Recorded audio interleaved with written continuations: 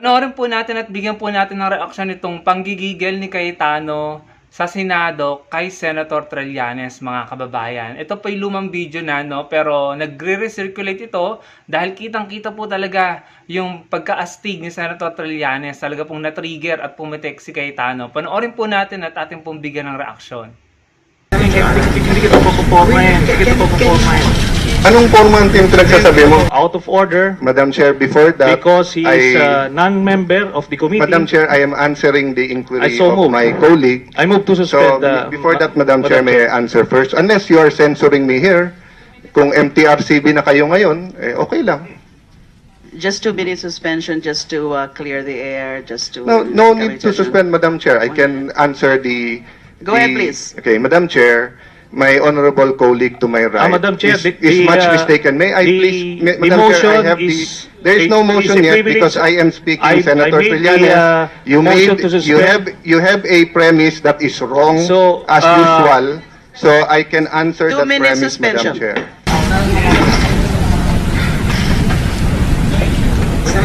Hindi kita pupupormahin. Anong forma ang team pinagsasabi mo? Ikaw ang hindi pumorma dito. Mali. Sasabihan niya ako na hindi ako papaporma. Mga tanong ako malayo. Ganito na ba tayo? Basuka na tayo. Hindi ba basto? Sabihan mo ako. Sabihan mo ako, hindi mo ako papaporma dito.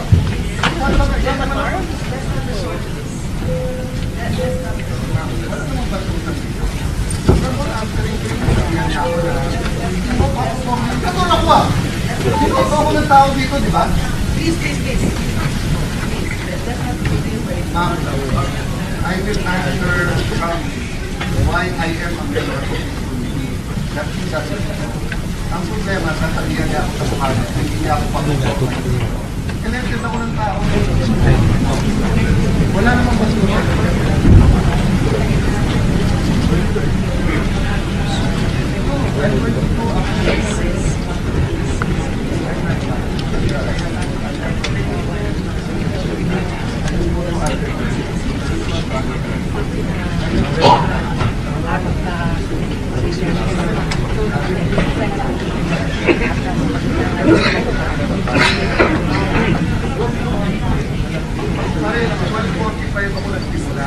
Tayong dalawa, kay tatlong oras tayong dalawa eh.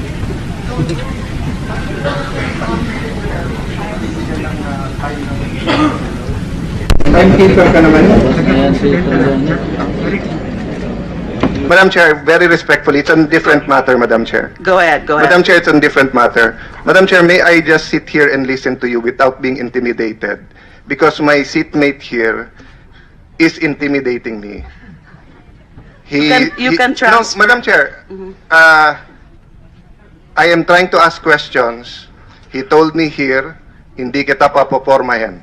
And then he tells me here, nabuboba pangarap mo, you are defending evil, etc. So, Madam Chair, I'm trying to get to the bottom of this. At kung totoo sinasabi, tatabihan niyo ako na itra-trash talk ako. Siguro naman bilang isang senador, I never did that to any of my colleagues. And I consider him a friend. So it's just a point of order, Madam Chair. I can move. Can you make sure he doesn't follow me? Alam nyo mga kababayan, ito lang po yung masasabi ko dyan. Si Cayetano po, very obvious, very evident.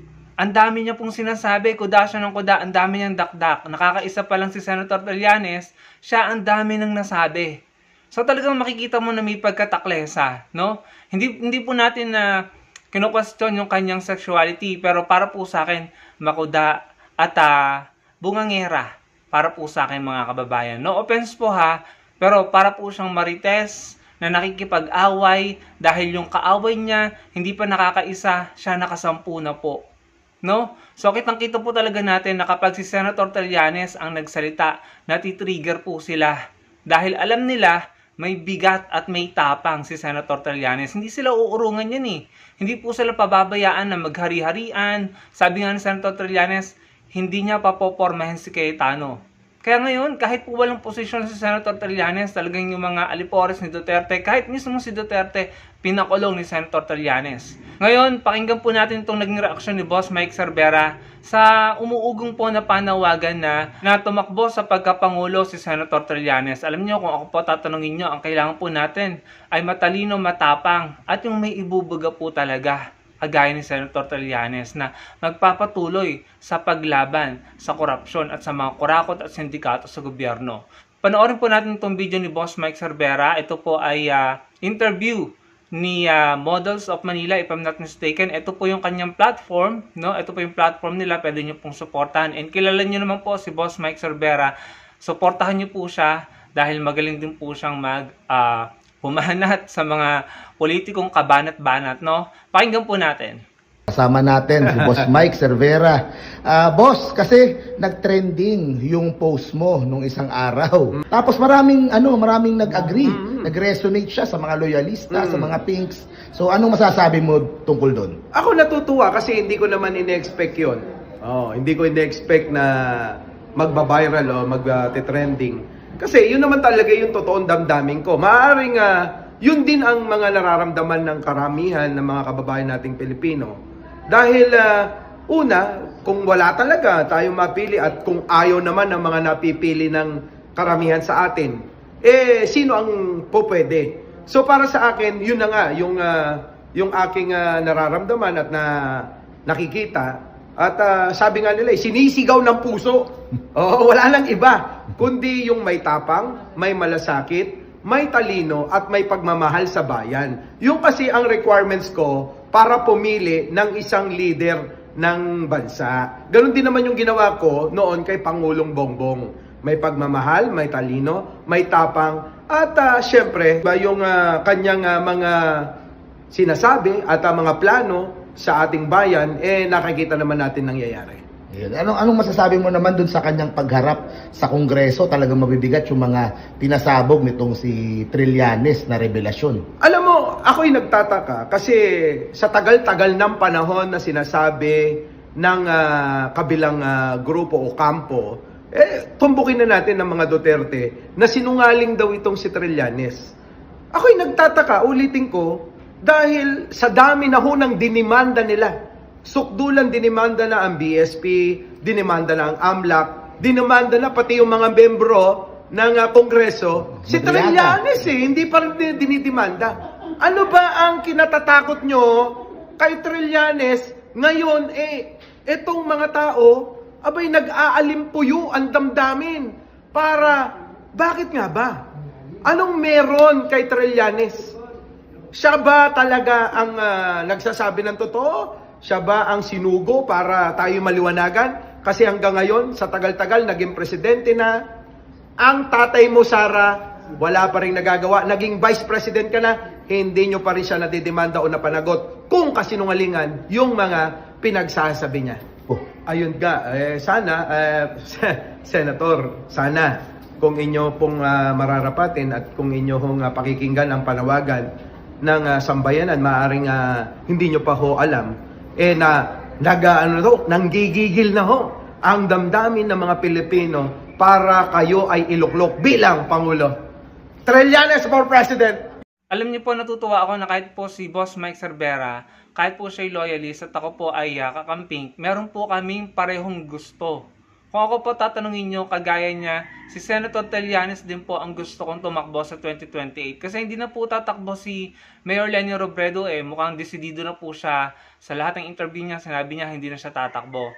Ngayon, nakakalungkot man pong sabihin, si Senator Trillanes ayaw na rin tumakbo sa 2028. Pero siguro mahihilot pa natin, no? Kung tayo po yung mananawagan. Dahil ang mga loyalist po at mga kakamping, ito po yung magiging common ground natin. Kasi alam natin, si Senator Trillanes, wala naman yung issue ng katiwalian As a matter of fact, siya yung lumalaban sa mga tiwali, sa mga sindikato. At siya po yung kumakalkal sa katiwalian sa gobyerno. At nilalabanan niya, pinakukulong niya.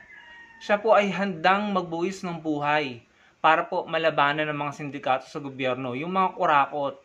Grabe na po ang isinakripisyo ni Senator Trillanes from 2003 or 2004 if I'm not mistaken, nung nilabanan nila ang korupsyon sa AFP, nung naging senador siya, hanggang ngayon, nawala na siya sa posisyon, patuloy siyang lumalaban para sa mga Pilipino. Patuloy niyang binabangga ang mga malalaking politiko at mga malalaking sindikato, pinakukulong niya at hindi siya tumitigil. Imagine mga kababayan, wala siyang posisyon. So kung bibigyan po natin siya ng posisyon sa 2028, kahit Vice President or kahit senador ulit, I'm sure ma-empower natin siya para maipagpatuloy niya yung kanyang adhikain, yung kanyang advocacy, yung kanyang pakikipaglaban para po masugpo ang katiwalian at maipakulong ang mga magnanakaw at sindikato. Para naman po sa atin yung mga Pilipino eh. So naniniwala po ako, yan po yung common ground nating mga loyalists, kakamping, at yung mga dating DDS na namulat na, no? At yung mga neutral, I'm sure may ipapanalo natin si Senator Trillanes. Ako nga po naniniwala ako, kung senador ang tinakbo niya noong 2025, baka naging senador po siya eh. Dahil marami pong susuporta sa kanyang kakamping at loyalist. Kaso kasi, doon siya tumakbo sa Caloocan, baluarte yun ng mga DDS. Alam naman po natin, di ba? Yung kalaban niya. At doon po, alam natin kung anong sitwasyon ng lugar na yon. So, hindi natin alam kung anong ginawa, kung paano nanalo yung kalaban niya. Anyway, wag na po nating haluan ng malisyoso, no? Tinanggap naman po ni Senator Trillanes. Pero, para po sa akin, kung national position po ang tatakbuhin niya sa 2028, maraming magkakaisa para sa kanya. Ang kailangan po natin matapang. Matapang, walang kinatatakutan, matalino, at yung talagang nag-iisip ng critical, organized. Pag napapanood niyo po ang mga interview ni Senator Trillanes, masasabi mo naman niya na yung mama, matalino. Kasi kapag nag-deliver siya ng mga sagot sa interview niya, mauunawaan mo comprehensible, madaling maunawaan, at maayos ang pagkakadeliver. Pinag-isipan. Hindi nang iintriga, hindi gumagawa ng chismis, may ebidensya. So sana mabigyan natin siya ng pagkakataon. Sana manawagan tayo at sana pakinggan niyo yung panawagan natin nang mabigyan natin siya ulit ng pagkakataon na magkaroon ng posisyon nang mas lumakas siya sa pakikipaglaban para po sa bayan, para sa ating mga Pilipino.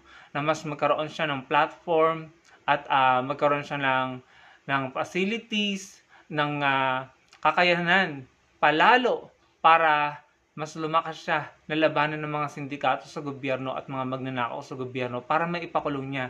Kasi siya yung nakikita ko na may political will na talagang gusto at handang magpakulong ng mga magnanakaw at sindikatong politiko. Nakita na natin yan, nagawa na niya yan eh.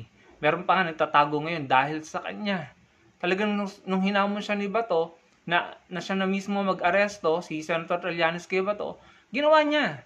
Ganun siya katapang. Wala siyang kinakatakutan. Kahit si Sara pa yan, kahit si Duterte pa yan, kahit buong kampo ni Duterte, babanggain niya yan. Kasi alam niya, siya yung nasa tama.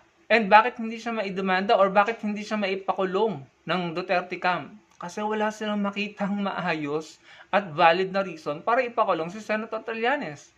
Kaya ngayon, talagang sila ang iniisa-isa at tinatyaga ni Senator Trillanes na ipakulong.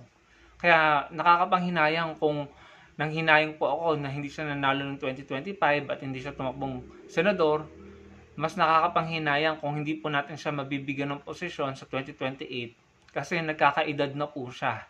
After 2028, bibilang na naman po ng 3 taon or 6 na taon bago ulit magkaroon ng eleksyon, tumatanda po si Senator Trillanes, no? So sana habang bata siya, malakas, healthy pa ang pangatawan para ipaglaban tayo mga Pilipino.